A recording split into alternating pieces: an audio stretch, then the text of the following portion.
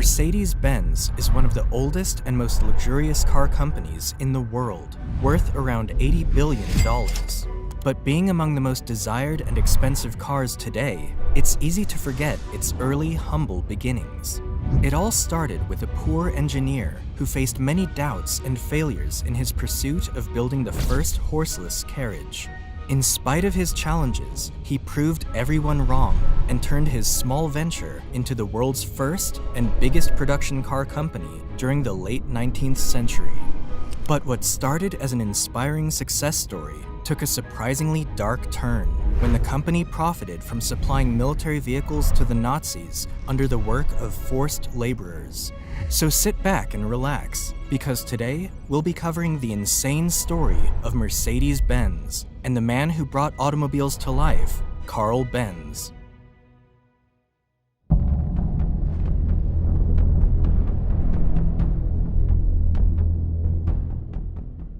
Carl Benz was born in November 1844 in the German town of Mühlberg. Born into a low-class household, his father was a locomotive driver who barely managed to sustain his family enough to get by. However, when Carl turned 2 years old, his father passed away, leaving him and his mother in dire financial straits. Needless to say, Benz's childhood wasn't easy. But despite living in poverty and going to bed with an empty stomach, his mother did everything she could to make sure her son had a good education. Thanks to her, Carl was able to attend school and showed signs of brilliance at a very young age, most notably in chemistry and mechanics. By the time he was 15, Carl decided to follow in his father's footsteps and pass the entrance exam for mechanical engineering at the University of Karlsruhe, where he met a teacher that would eventually play a big role in his life, Ferdinand Rettenbacher. Rettenbacher is regarded as the main figure who transformed mechanical engineering from a workshop-based profession into a technical science in Germany, and was a huge believer that steam engines, which were mostly used for railways and boats at the time, were quickly becoming a thing of the past. Under his teaching, Benz's interest in horseless carriages really started to take off, and being a regular bicycle rider himself, he began tinkering around with his bike, experimenting with possible ways he could create a motorized vehicle. By then, many engineers and inventors had already attempted to create the first automobile, and while a few of them did manage to build self-propelled vehicles, these early inventions weren't fully practical yet. Carl noticed that most of these early vehicles were based on steam engine technology, and under the guidance of Professor Rettenbacher, he soon realized the need for a totally different concept. While many people initially laughed at his vision, he always believed it was possible. He just needed more time to prove it. Thus, after graduating from Karlsruhe at the age of 19, Benz spent the next 7 years working several engineering and construction jobs, and while he struggled to fit in with any of them, he used everything he learned to kickstart his own venture in 1871. At age 27, Carl partnered with a mechanic named August Ritter, and together they began operating an iron foundry and mechanical workshop in Mannheim. At that same time, Benz kept working on his side project, trying to develop a motorized carriage, so having a partner to help him run the business seemed essential. But unfortunately for Carl, his business partner turned out to be unreliable, and after their tools were impounded by local authorities, their company struggled immensely during its first year. Luckily, Carl had also met a woman around that time, Bertha Ringer, who would go on to become his wife a few years later. Born into a wealthy family, Bertha was a woman of strong values and couldn't stand to see her fiancé's efforts being wasted by his business partner. So, she decided to use her own dowry to buy out Ritter's entire share of the company, placing her and Carl in full control of the business. Together, they were able to turn the situation around and keep the business afloat during the next 10 years. Despite all the struggles, it was during this period when Carl was able to show his true genius, making major developments and breakthroughs in his side experiments, most notably developing a gasoline two-stroke engine in 1879. To earn more revenue, he also began to patent his inventions, such as his engine speed regulation system, ignition via a battery system, spark plug, carburetor, clutch, gear shift, and a water radiator. With these designs, Carl was not only getting closer to achieving his dream of a horseless carriage, but they also allowed him to add more products that he could sell from his business. However, the business wasn't going as well as he had hoped. You see, the production costs from Carl's venture had risen so much, the banks demanded that it be incorporated. This forced him to associate with other investors and eventually turn his business into a joint stock company in 1882. At the end, Carl was left with only 5% of his company's shares and thus was downgraded from his position. To make matters worse, his ideas were no longer taken into account when the company designed new products. In fact, he had no say whatsoever in the company anymore. Frustrated and hurt with this arrangement, Carl packed up his things and left the corporation the following year.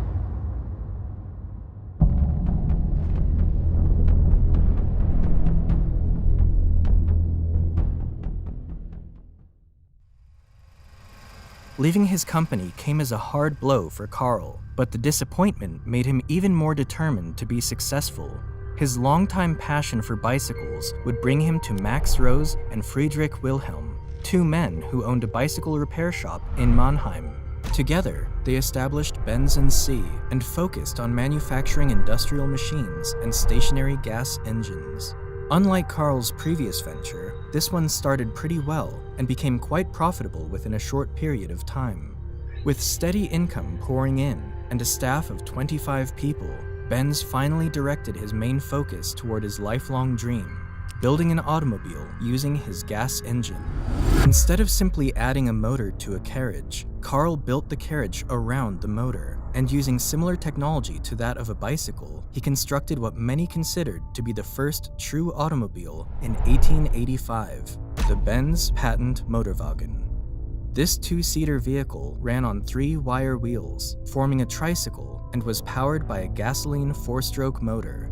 Its one-cylinder engine produced 2/3 of a horsepower and could go around 7 miles per hour.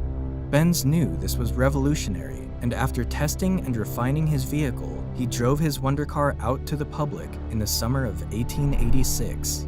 However, he received mixed reviews from critics. While some admired his creation, most people were skeptical about the machine, and many didn't want him to drive around on the main streets for fear that the vehicle might explode. Others were even convinced that Benz was the devil driving an infernal carriage. Carl's business partners weren't too happy about it either. His obsession with the automobile kept him away from his work, and they couldn't see how his invention could be of use. Why would anyone buy such a machine? They argued. It's no quicker than a horse, it can break down easily, and it can run out of fuel. Nevertheless, Carl Benz was convinced that his horseless carriage was the future and began manufacturing cars for sale in 1888, the first person in the world to do so. His biggest supporter was his wife, who would often stay with her husband in the workshop, offering him new suggestions. But even after adding improvements, people still couldn't see Carl's vision. On the other hand, the few people who bought the cars could only use them to cover short distances, and even with that, they needed mechanics to be with them at all times. It also didn't help that they were very expensive, leaving them only accessible to the rich and elite, and even many members of the so-called elite didn't fancy them because they were so loud and messy. With that being said, one thing was clear: Carl needed to convince the world that the automobile was here to stay.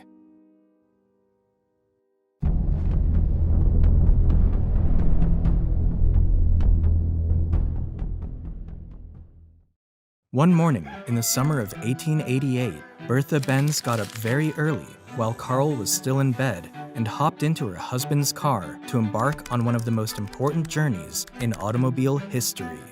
She brought along her 2 sons and set out to visit her mother in Pforzheim, which was 66 miles away from Mannheim. Bertha didn't inform her husband nor the police about her plans, most likely because if they knew, they wouldn't let her go. At the time, no car or motorized carriage had ever previously attempted a journey that long, but she was determined to prove the importance of Benz's invention. However, her trip was no walk in the park. Bertha encountered many problems along the way, like crossing dusty and stony roads that were made for horses, having to stop by a pharmacy to get more gas, and even having to perform a few mechanical repairs. The 66-mile trip took Bertha and her 2 sons over 12 hours, but eventually, they all made it safely to Pforzheim. More than anything, the trip achieved the goal Bertha had set out to achieve, to make people notice that the automobile was the next big thing. With this, the Benz Motorwagen became the talk of the town and received great publicity for Karl's business. Soon enough, Benz & C began to expand quickly, so much so that by 1890, it had become the second largest engine manufacturer in Germany, though not by selling their cars, but rather their stationary gasoline engines. But with the addition of 2 new business partners, Friedrich von Fischer and Julius Ganz, they would soon help to turn this around.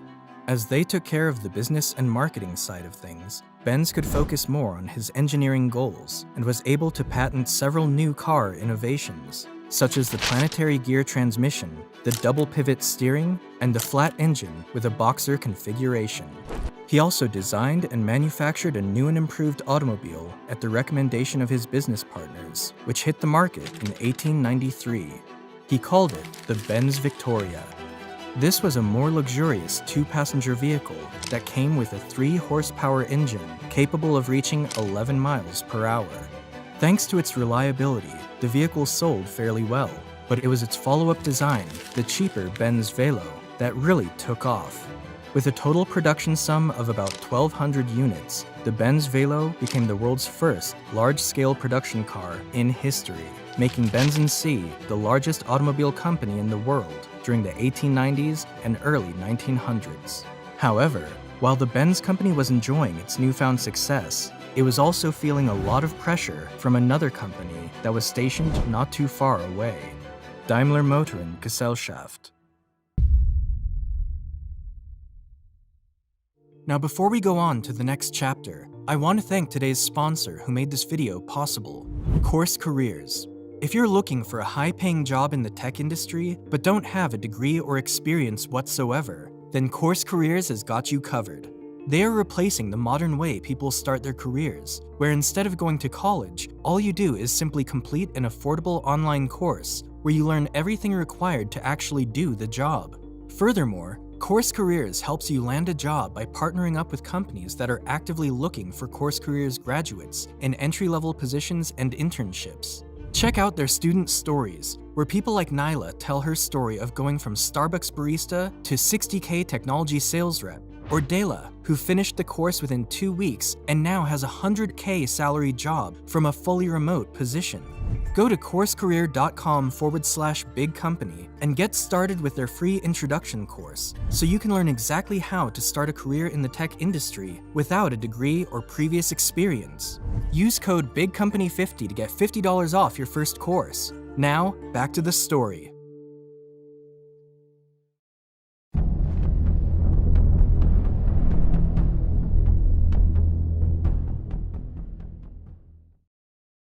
Daimler Motoren Gesellschaft was headed by Gottlieb Daimler and Wilhelm Maybach.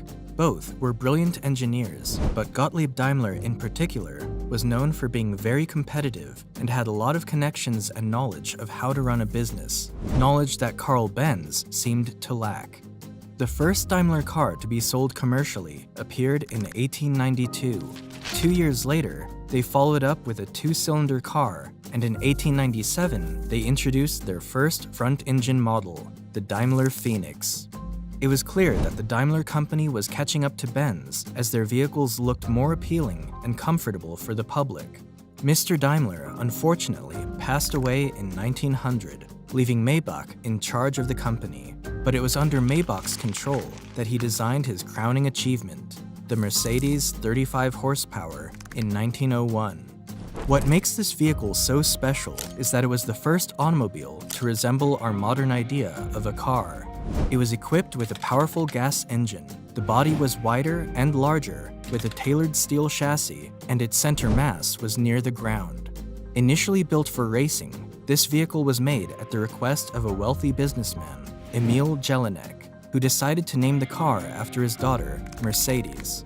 This car would go on to win multiple street races and hill climb events, going at a top speed of 56 miles per hour, superior to any other vehicle of its day.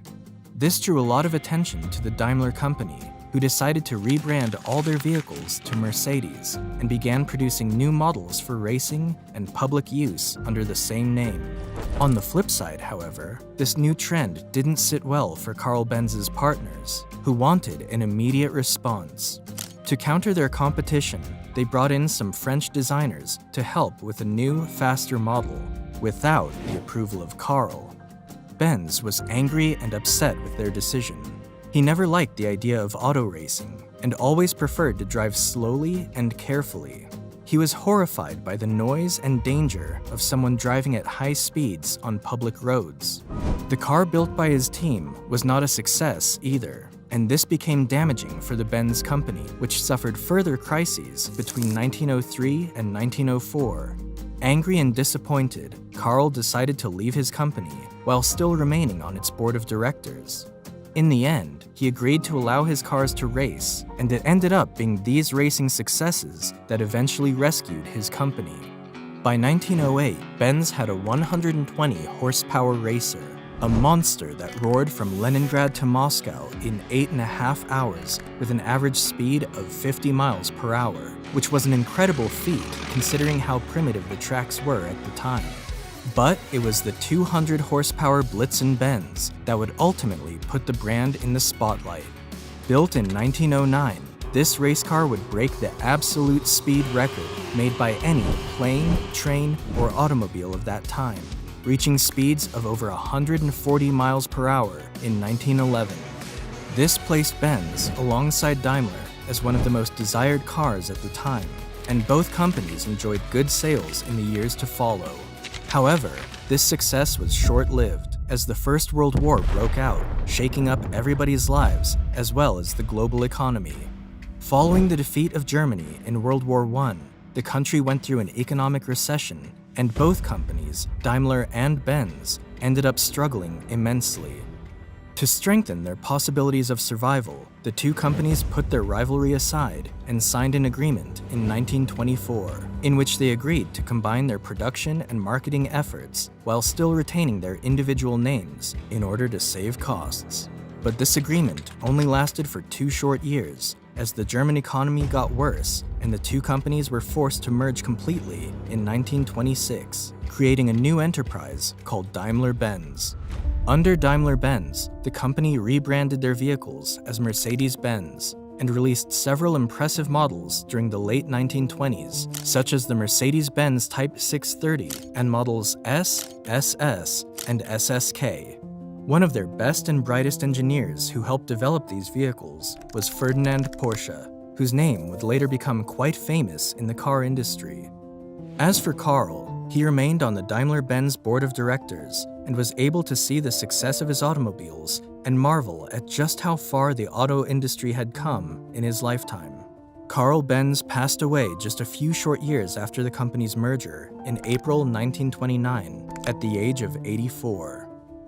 After his death, the company continued to grow in size and strength, becoming one of the best performance car makers in the world. But it enjoyed some of its best years under the unlikely leadership of Adolf Hitler.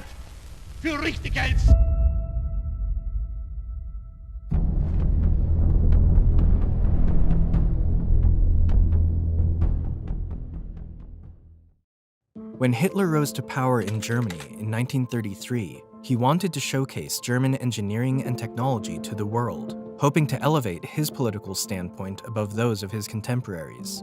One way he decided to impress the world was by exhibiting German cars in international motorsports. Almost immediately, he provided a big subsidy to Daimler-Benz to get involved in Grand Prix races. No other car company of that era would spend as much time and money building cars as fast as Daimler-Benz did, and that fact became evident on the racetrack. From 1934 to 1939, Mercedes dominated Grand Prix races, driving as fast as 200 miles per hour with their W25 and W125 models. However, they were also challenged by a new rival, Auto Union, another German automaker sponsored by their own country. Auto Union would also go on to have its fair share of success during the same period, winning 25 races from 1935 to 1937. These successes put Germany on top of the world with motorsports events, especially Mercedes Benz, which even became Hitler's preferred car brand. In fact, one of the automobiles he was frequently seen in was the Mercedes Benz 770, a large luxury vehicle mainly used by high-ranking Nazi politicians and other Axis officials. However, with the outbreak of the Second World War in 1939, the Daimler-Benz company would soon find themselves in serious jeopardy. As the demand for civilian passenger cars became scarce, they began manufacturing military vehicles, submarines, tanks, and aircraft engines for the Nazi military. Their biggest line of business were military trucks capable of transporting 3 to 6.5 tons of supplies. By 1942, they stopped producing public cars altogether, as all their resources were directed toward the war effort. And as the war escalated, new staff were needed to handle the increased armament production. Since the entire workforce were now fighting on the front lines, Daimler-Benz started recruiting women in order to keep up with their required unit volumes. However, this still wasn't enough to meet the demand, so the company resorted to using forced labor. These prisoners of war, abducted civilians, and detainees from concentration camps were housed close to the plants and forced to work long hours under immense pressure from the Germans. Most of these workers were from Eastern Europe, who were interned in barrack camps with poor, prison-like environments, while concentration camp detainees were monitored by the SS under inhumane living conditions. Many people died in these camps, either from severe malnutrition, mistreatment, or even torture. And by 1944, almost half of all Daimler-Benz 63,000 employees were forced laborers. When the war ended in 1945, the company took a big hit. Because of the Potsdam Agreement, all German assets abroad were confiscated and used for payment of reparations.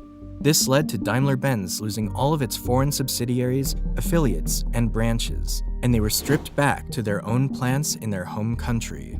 In other words, they had to start all over and build themselves back up again. Daimler-Benz was then restructured and had to denazify their top management. Because of these drastic changes, the company was able to obtain a production permit from the American occupation authorities in 1946. Although their factory suffered severe bomb damage, Mercedes-Benz still had the advantage of owning its own plant, as many other competitors, such as BMW or Adler, lost their sites when they ended up in Soviet territory. The Mercedes-Benz company then focused their efforts on producing ambulances, police patrol vehicles, and delivery vans based around their 170V models, and used one of their plants as a repair facility for US military transports. By 1947, they were back to producing passenger vehicles, with only 1,045 of their 170V models being produced that entire year. But even under these less-than-ideal conditions, Daimler-Benz still managed to turn a profit just 1 year later. By the 1950s, Mercedes-Benz was able to regain much of its influence, making a strong comeback in motorsports events as well as achieving successful sales worldwide. So much so that by 1954, the company had already profited over $1 billion. Over the years, Mercedes has completely shifted their image and has become one of the most valuable car brands in the world. However, none of that would have been possible without Karl Benz, who, in spite of his humble background, challenges, and critics, had the courage and determination to turn his dream into a reality. Thank you guys for watching. Hope you enjoyed the video. And please don't forget to like and subscribe. Until then, I'll see you in the next one.